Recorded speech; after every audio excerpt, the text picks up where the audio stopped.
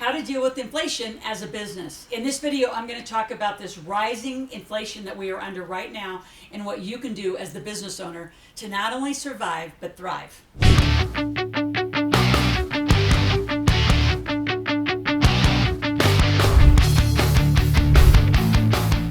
Towards the end of this video, I'm going to share with you my negotiating strategies, 3 specific things that I do inside my business to help not only avoid, but really beat inflation. So specifically though, overall around inflation, I'm going to talk about 3 things. The 3 things I want to talk about: what drives inflation, who benefits from inflation, and number 3, I'm going to talk about those negotiating strategies and the 3 things specifically that I'm doing right now that you can do too.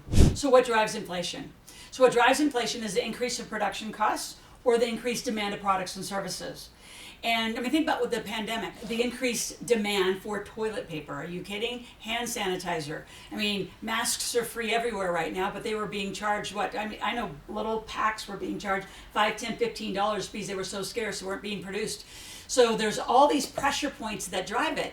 Then because of the pandemic, so many people didn't go to work because they extra benefits. So when you don't have to go to work and people got the unemployment benefits, all of the prices as an entrepreneur and as a business had to drive up. You had to actually cover the extra costs. I mean, I know families still today inside restaurants that only the family comes to work because they can't get anybody to come to work. Start driving around, like put your head up, get out of your phone, get out of social media, and start looking around what's going on in your community. If you really look, almost every business down the street has huge banners out that say hiring, hiring, hiring. So we're coming through that, but all of those people staying home and doing nothing had the business owners have to raise prices to be able to even survive, right? So there's a lot of reasons why what drives inflations, and believe it or not, it's a collective consumer and investor problem. Now, who actually benefits from it? I'm going to read this to you specifically. Who benefits? And you're probably going to get a little irritated that you, the consumer, don't benefit at all. Now, you, the business owner, could benefit a little bit, but you got to play the strategy right. So who benefits, right? So who benefits is the investors, right? Who really held into the market. Look at all the real estate folks who had huge cash buyouts, right? Think of the investors in the vaccine, right? Think of that as a total runaway train. Those investors in those vaccines became billionaires, not millionaires, billionaires. Think about the energy companies, right? The enormous rise in stock prices. I mean, the market is out of control. It's extremely volatile, and it's being propped up by a lot of arbitrage, which means emotional energy, not even real energy. Like the P&L of the company, the balance sheet of the company doesn't match the stock price.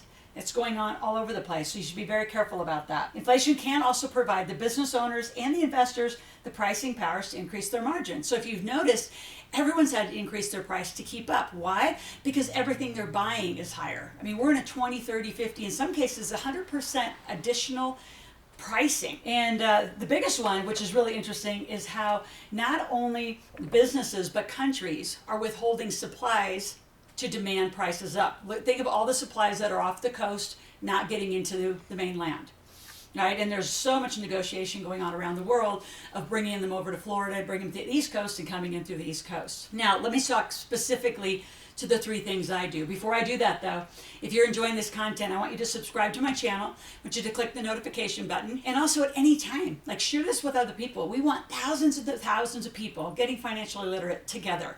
That's why my channel exists, is for you to learn more about money and how to put it into your life. Now, the 3 things that I do, and I've been a business owner all of my life, except for about a little minute or 2 when I went to work for Chevron. But I've been an entrepreneur. Literally, my first business was 13 years old. So, and I'm just, a little older than that now. So 3 things that I do specifically: I strengthen my pricing power, I forecast my spending, and I really pay attention to my contractor and employment agreements. So let's start at the beginning. So strengthening your pricing power. This can happen in many, many ways, right? As everything else in the market is moving up. Again, average increase in inflation right now is 20, 30, 50% in a lot of pricing. So the only way you're going to be able to withstand that is you've got to raise your prices too. So I always talk about pricing with my new entrepreneurs and business owners. I think you should price like fair and a little high into the market. You want to provide the value. You can bundle more things for more fulfillment on the backside. I look at my real estate companies. I have landlords. We're doing it in some of my apartments where every month we're just starting to raise the rent. $10, $20, $50. So slowly we're creeping up the rents, because if you're month to month, you can do that. And you're going to see that more and more until we get through this pandemic and when we get through this inflationary period. And it's not going to go away like soon. Every prediction from every economist that I've been talking to is we're in this for another 12 to 18 months. So you have to take this seriously as a business owner and really watch your pricing. And it's fine to go up. Everything's going up right now. Now, at the end of the video, in just a few minutes, I'm going to give you something that you personally as a consumer can do to reduce that cost that you're being asked to, be out in the market with right now and beat that inflation. But number two is how you spend. Right? So number two, how you spend your money, how you forecast is what I call that. I don't believe in budgets. They're like diets. No one does them. So just eliminate that word from your entire vocabulary.